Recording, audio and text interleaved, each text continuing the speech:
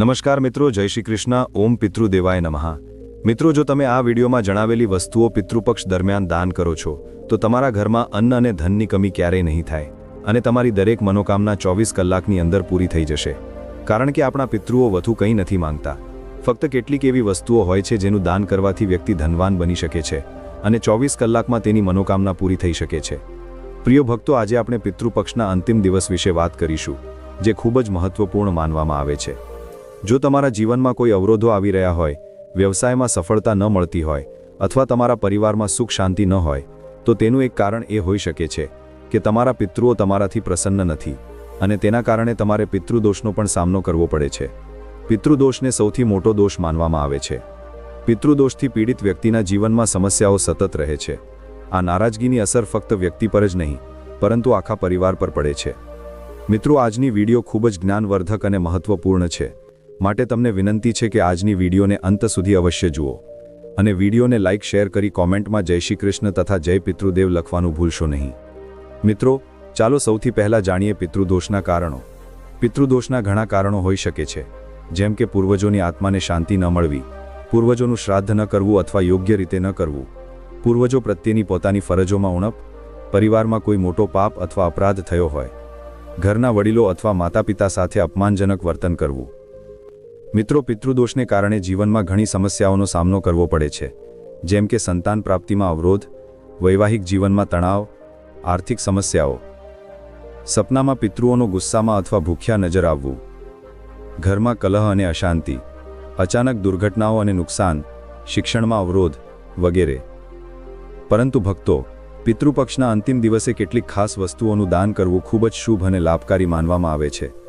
તેનાથી ફક્ત તમારા પિતૃઓને શાંતિ જ નથી મળતી, પરંતુ તેમના આશીર્વાદથી તમારા જીવનમાં પણ સુખ સમૃદ્ધિ આવે છે અને તમને પિતૃદોષથી મુક્તિ પણ મળે છે. મિત્રો, સર્વ પિતૃ અમાવસ્યા એટલે કે 21 સપ્ટેમ્બરે પિતૃપક્ષ સમાપ્ત થઈ જશે. પિતૃપક્ષમાં શ્રાદ્ધના કાર્યોની સાથે સાથે દાનનું પણ વિશેષ મહત્વ હોય છે. પિતૃપક્ષમાં દાન અને શ્રાદ્ધના કાર્યોથી પિતૃઓને મુક્તિ મળે છે. એવું કહેવાય છે કે પિતૃઓના નામે કરવામાં આવેલા દાનથી વ્યક્તિને 100 ગણો વધુ લાભ મળે છે. જ્યારે શાસ્ત્રોમાં કેટલીક એવી વસ્તુઓનું વર્ણન કરવામાં આવ્યું છે જેનું દાન પિતૃપક્ષ એટલે કે શ્રાદ્ધના અંતિમ દિવસોમાં કરવામાં આવે છે. જે પણ પુરુષ અને સ્ત્રી શ્રદ્ધાપૂર્વક વિધિ વિધાનથી પિતૃપક્ષમાં આ વસ્તુઓનું દાન કરે છે, તેમને તેના કરતાં અનેક ગણું વધારે ફળ મળે છે.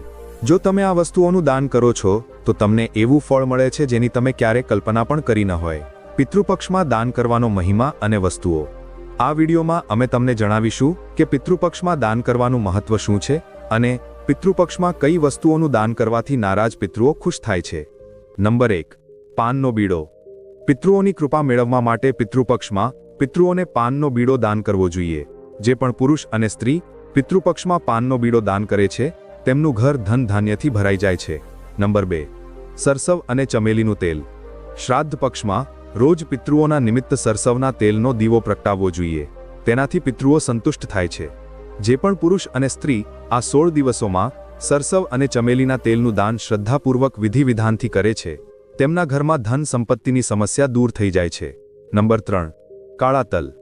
કોઈ પણ શ્રાદ્ધ કાળા તલ વિના અધૂરું માનવામાં આવે છે. તર્પણના સમયે હાથમાં પાણી અને કાળા તલ લઈને જ પૂર્વજોને જળ અર્પણ કરવામાં આવે છે. પિતૃપક્ષમાં કાળા તલ ઘરે લાવવાથી અને દાન કરવાથી વંશનો વિસ્તાર થાય છે અને તેનાથી સંતાન સુખની પ્રાપ્તિ પણ થાય છે. નંબર 4, સફેદ મીઠું. પિતૃપક્ષ દરમિયાન તમે સફેદ મીઠાનું પણ દાન કરી શકો છો. પિતૃપક્ષમાં સફેદ મીઠાનું દાન કરવાથી પિતૃઓ પ્રસન્ન થાય છે. જો તમારી કુંડળીમાં પિતૃદોષ હોય તો તમારે પિતૃપક્ષમાં મીઠાનું દાન જરૂર કરવું જોઈએ. આવું કરવાથી કુંડળીમાં રહેલો પિતૃદોષ પણ સમાપ્ત થઈ જાય છે. પરંતુ તમારે એક વાતનું ખાસ ધ્યાન રાખવું જોઈએ કે તમે જે મીઠાનું દાન કરી રહ્યા છો તે સિંધવ મીઠું ન હોવું જોઈએ. નંબર 5, જવ. પિતૃપક્ષમાં જવની ખરીદી કરવાથી અન્નધનનો ભંડાર ક્યારેય ખાલી થતો નથી, કારણ કે જવને ધરતીનું પહેલું અનાજ માનવામાં આવે છે. ધાર્મિક દ્રષ્ટિએ તેને સોના સમાન માનવામાં આવે છે. તેથી પિતૃપક્ષમાં જવનું દાન સુવર્ણદાન સમાન ફળ પ્રદાન કરે છે. તેનાથી પિતૃદોષ પણ દૂર થાય છે. નંબર 6, કેળા. પિતૃઓને ખુશ કરવા માટે પિતૃપક્ષમાં પુરુષો અને સ્ત્રીઓએ પાકેલા કેળાનું દાન કરવું જોઈએ. કેળું એક બારમાસી ફળ છે અને તે ભગવાન વિષ્ણુને પણ પ્રિય છે. ભગવાન શ્રી હરિ વિષ્ણુની કૃપા મેળવવા માટે કેળાના છોડની પૂજા પણ થાય છે. પિતૃઓ કેળાનું દાન મેળવીને પ્રસન્ન થાય છે અને આશીર્વાદ આપીને પોતાના વંશને ધન્ય બનાવે છે. નંબર 7, દહીં. પિતૃઓની તૃપ્તિ માટે તમે પિતૃપક્ષમાં દહીંનું દાન જરૂર કરો, કારણ કે પિતૃપક્ષમાં દૂધ કરતાં દહીંનું મહત્વ વધુ હોય છે. દૂધ કાચું હોય છે, જ્યારે દહીં દૂધને જમાવીને બને છે. પિતૃઓને દહીં પ્રિય છે, કારણ કે દહીં સ્થિર હોય છે. પિતૃઓને દહીં એટલા માટે દાન કરવામાં આવે છે, જેથી આપણા જીવનમાં સ્થિરતા આવે. નંબર 8. સફેદ મીઠાઈ. પિતૃપક્ષમાં સફેદ મીઠાનું દાન મેળવીને પિતૃઓ ખુશ થઈ જાય છે. પ્રેત મંજરીમાં લખ્યું છે કે મૃત્યુ પછી વ્યક્તિ પ્રેત ભાવમાં રહે છે. તેઓ પોતાના વંશજોને પીડિત કે પરેશાન ન કરે તે માટે તેમના માટે સફેદ મીઠાઈનું દાન કરવામાં આવે છે, કારણ કે સફેદ રંગ પિતૃઓનો પ્રિય રંગ હોય છે અને તે રંગ સકારાત્મકતાનું પ્રતીક પણ માનવામાં આવે છે. નંબર 9. દક્ષિણા. દક્ષિણા વિના કોઈ પણ દાન ફળદાયી નથી હોતું. અહીં દક્ષિણાનો અર્થ ધન કે પૈસાથી નથી.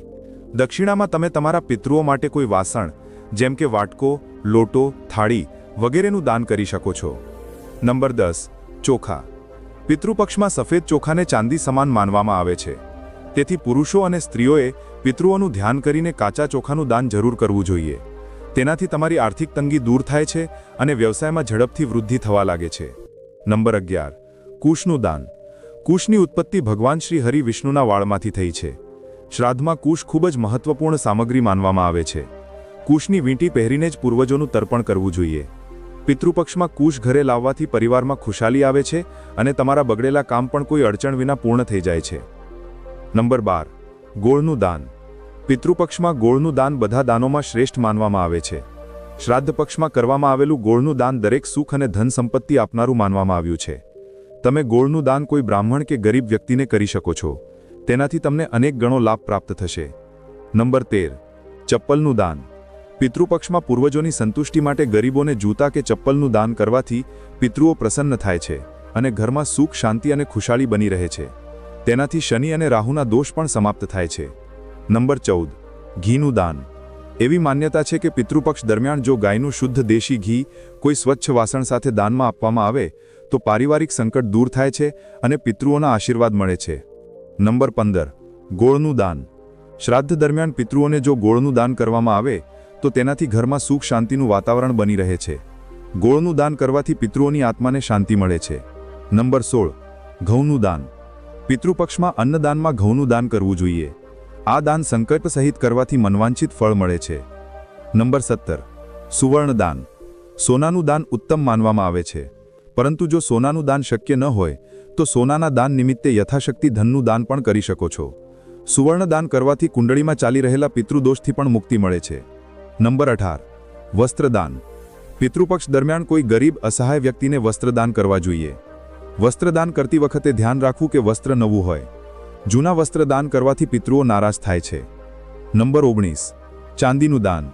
પિતૃપક્ષમાં તમે પિતૃઓના આશીર્વાદ અને સંતુષ્ટિ માટે ચાંદીનું દાન પણ કરી શકો છો. ચાંદીનું દાન કરવું ખૂબ જ લાભકારી માનવામાં આવે છે. ચાંદીનું દાન કરવાથી તમારી જન્મકુંડળીમાં ચંદ્રમા બળવાન બને છે અને તમારું જીવન બદલાઈ શકે છે. મિત્રો, આપણે દાન વિશે તો જાણી લીધું, પરંતુ આવો હવે જાણીએ પિતૃપક્ષમાં શું ન કરવું જોઈએ. પિતૃપક્ષ દરમિયાન આપણે કેટલાક નિયમોનું પાલન કરવું આવશ્યક છે. જો તમે ભૂલથી પણ આ કાર્યો કરો છો તો તમારા પિતૃઓ નારાજ થઈ શકે છે, જેનાથી તમારે ખરાબ પરિણામોનો સામનો કરવો પડી શકે છે. નંબર 1. તામસિક વસ્તુઓનું સેવન. પિતૃપક્ષના આ 16 દિવસો સુધી તમારે ભૂલથી પણ તામસિક વસ્તુઓનું સેવન ન કરવું જોઈએ. તમારે લસણ, ડુંગળી, માંસ વગેરે અને નશાથી દૂર રહેવું જોઈએ અને મન તન શુદ્ધ રાખવું જોઈએ. નંબર 2. અપમાન ન કરો. પિતૃપક્ષમાં તમારા દરવાજે જો કોઈ પણ પ્રાણી જેમ કે ગાય, કૂતરો કે ભિખારી આવે તો તમારે તેમનું અપમાન ન કરવું જોઈએ. તેમનું અપમાન કરવાથી તમારા પિતૃઓ તમારાથી નારાજ થઈ શકે છે. પિતૃપક્ષમાં કૂતરાને ભોજન કરાવવું ખૂબ જ શુભ માનવામાં આવે છે. રોટલી પર ઘી લગાડીને કૂતરાને આપવાથી માનવામાં આવે છે કે આ અર્પણ સીધું પિતૃઓ સુધી પહોંચે છે. ખાસ કરીને કાળા કૂતરાને રોટલી આપવાથી પિતૃઓની સાથે સાથે શનિદેવ પણ પ્રસન્ન થાય છે. તેનાથી ઘરના દુઃખ, દર્દ અને આર્થિક બાધાઓ દૂર થાય છે. શાસ્ત્રોમાં એક ગુપ્ત ઉપાયનો વિશેષ ઉલ્લેખ મળે છે કે આ પવિત્ર કાળમાં કૂતરાને સરસવના તેલથી ચોપડેલી રોટલી જરૂર ખવડાવવી જોઈએ. આ ઉપાય સામાન્ય લાગતો હોય છે, પરંતુ તેની પાછળ એક ગહન આધ્યાત્મિક અને જ્યોતિષીય રહસ્ય છુપાયેલું છે. કૂતરાને યમરાજનો દૂત માનવામાં આવે છે. સરસવનું તેલ શનિ ગ્રહનું પ્રતીક છે. જ્યારે આપણે આ તેલથી રોટલી ચોપડીને કૂતરાને ખવડાવીએ છીએ ત્યારે આ ક્રિયા સીધી શનિ અને યમ બંનેને પ્રસન્ન કરનારી બની જાય છે. આ ઉપાય કરવાથી પરિવારમાં ચાલી રહેલા પિતૃદોષ શાંત થાય છે, પિતૃઓની આત્માને શાંતિ મળે છે અને તેઓ આશીર્વાદ પ્રદાન કરે છે. આ ઉપાય ખાસ કરીને એ પરિવારો માટે અત્યંત ફળદાયી છે જ્યાં અચાનક સંકટ આવે છે, અકાળ મૃત્યુની છાયા રહે છે અથવા કામ બનતા બનતા બગડી જાય છે. આ ઉપાયથી શનિ ગ્રહની પીડા અને રાહુ કેતુની બાધાઓ પણ શાંત થાય છે. જ્યારે કોઈ જાતકની કુંડળીમાં શનિ અથવા પિતૃદોષ હોય ત્યારે પરિવારમાં કલહ, રોગ, દરિદ્રતા અને સંતાન સંબંધિત સમસ્યાઓ બની રહે છે. કૂતરાને તેલવાળી રોટલી ખવડાવવાથી આ દોષોની તીવ્રતા ઓછી થાય છે. મિત્રો, અન્ય ઉપાયો વિશે વાત કરીએ તો દૂધ ચંદ્રમા અને શીતળતાનું પ્રતીક છે. રાત્રે કૂતરાને દૂધ પીવડાવવાથી યમરાજનો આશીર્વાદ મળે છે અને પિતૃદોષ પણ ઓછો થાય છે. ગોળને શુદ્ધતા અને મીઠા સ્વભાવનું પ્રતીક માનવામાં આવે છે. કૂતરાને ગોળ ખવડાવવાથી પિતૃઓના આશીર્વાદ મળે છે અને કડવાશ દૂર થાય છે. આ ઉપાય શનિદોષ અને રાહુ કેતુના દોષને પણ શાંત કરે છે. ખીર દેવી દેવતાઓ અને પિતૃઓનું પ્રિય નૈવેદ્ય છે. ખીરનો એક ભાગ કૂતરાને ખવડાવવો ખૂબ જ શુભ ફળદાયી હોય છે. આ ઉપાય ખાસ કરીને સંતાન સુખની બાધા દૂર કરવા માટે અસરકારક છે.